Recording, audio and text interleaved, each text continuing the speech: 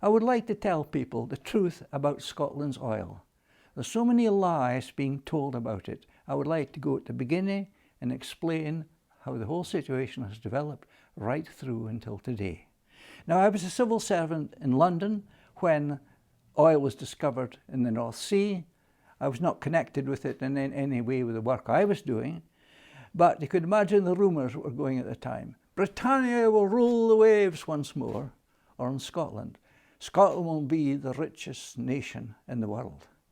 I'm afraid this did not work out to be the case, because in a way I believed that the oil should stay in the North Sea where it was until the country developed its own technology to get it out.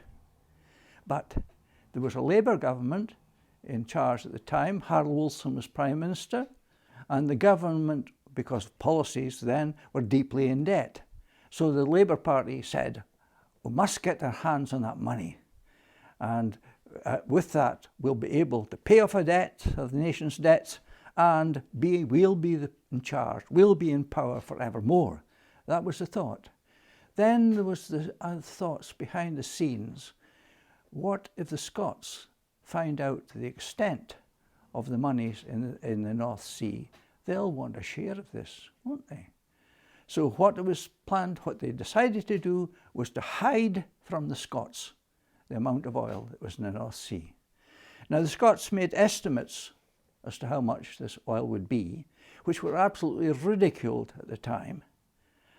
But 30 years later, under the Macron report, when this came out and became public knowledge, they said the only thing about Scotland's estimate of the amount of oil that was in the North Sea, it was far too low. The next thing that happened with the Labour government, they had to get hold of this money quickly, as I mentioned earlier. So what did they do? They, rather than do what I suggested, that the country should in fact own the oil like Norway has, they leased it out to oil companies. And they gave it with the conditions of a lease, as I thought, were dreadfully poor. And all we got in return was pennies per barrel, instead of owning the oil, which surely should have happened.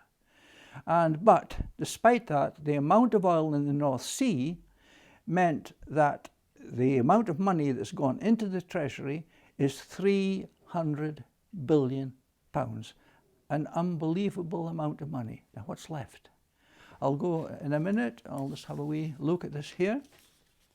So we can actually think of 300 billion, a bonanza on top of all that we have already.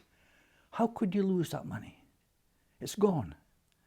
If the position at the moment is that the Chancellor has to borrow 114.8 billion, that's the exact amount he has to borrow for the current year 2014, simply to balance his books. Now, that money is never repaid. It's added to the national debt, which goes on up and up and up, and it is at the figure now is £1.43 trillion of national debt. Now, we have to pay interest on that. We can just about cope at the moment, but if interest rates were to rise, it wouldn't be another better together scare story if the term UK insolvency came right into the equation. So that's, you wonder, how did they get rid of that money, get rid of it, squander it? Well, foreign wars were one instance. And the UK actually spends 4 times more than any modern democracy in arms. It still pretends it can rule the waves. It pretends it's a world power. And when you look at the power of the Soviet Union and the power of China and the power of the United States, we are just a small island off the coast of Europe. And how we think that we can do that is just ridiculous. And that has accounted for a huge amount of our money being wasted.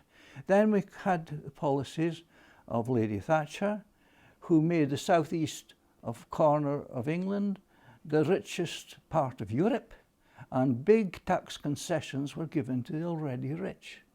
And that money just drained away, while the north of England and Scotland saw unprecedented unemployment due to a deliberate policy. It was a very, very sad time that happened at that time. So I've mentioned what the Chancellor has to borrow and so on, but I'll mention something else. When the credit crunch broke, Britain, or the UK I should say, had the highest level of debt per person, per head of person, than any of the G20 nations. So why weren't we in a similar position to Greece? There's no reason why we shouldn't be.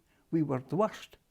The answer is that oil monies were pouring into the Treasury at the level of £60 a second at the time that the credit crunch broke, and allied to the fact that half the oil still remained in the North Sea. At 2008 prices, it was valued at £1.5 trillion that we, in a way, got off the hook. But that's not been resolved one little bit. We are a nation, as such, deeply in debt, and despite all the soundings that we're big future coming for us, we're in a very, very poor position as far as that's concerned. Other thing I would mention is what's made a big shouting match by the Better Together campaign was that in the last year, 2013, oil revenues dropped by 4.4 billion. Why? I'll explain that quite simply. Well, the oil companies are all geared up. They've got to develop new fields west of Shetland, and of course it's a wee bit more difficult to take the oil out from the North Sea, the half it remains. So they invested in new equipment and everything else, and they invested 14.4 billion, which was the biggest amount invested in the last 30 years. So the oil companies already up and go. But investing that money, they were allowed a certain amount of that against the tax they paid. So the oil revenues for that 1 year fell.